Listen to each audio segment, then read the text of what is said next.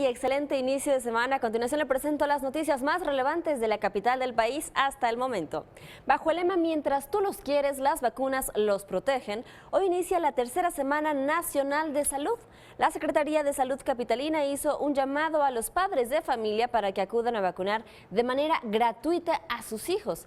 Se aplicará la vacuna triple viral, sarampión, rubéola y parotiditis a niñas y niños de 6 años, mientras que a las niñas de quinto grado de primaria o de 11 años se les dará la primera dosis contra el virus del papiloma humano. La meta es aplicar 1.651.147 vacunas. Y a través de su cuenta de Twitter, el secretario de Seguridad Pública de la capital, Hiram Almeida, destacó que desde temprana hora del día, elementos policíacos realizan recorridos para garantizar la integridad y seguridad de los asistentes al bosque de Tlalpan, lo anterior en el marco del operativo Bosque Seguro.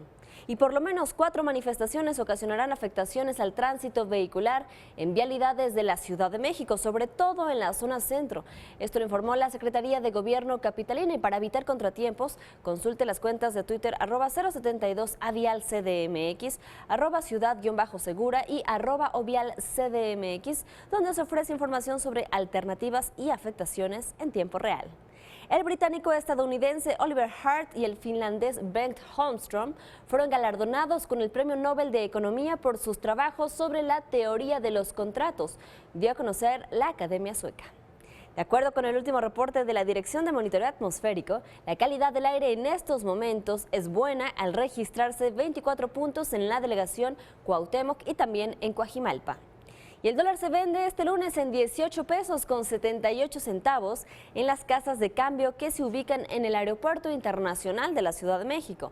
En los bancos se cotiza hasta en 18 pesos con 88 centavos y que es por supuesto su mejor nivel desde el 13 de septiembre.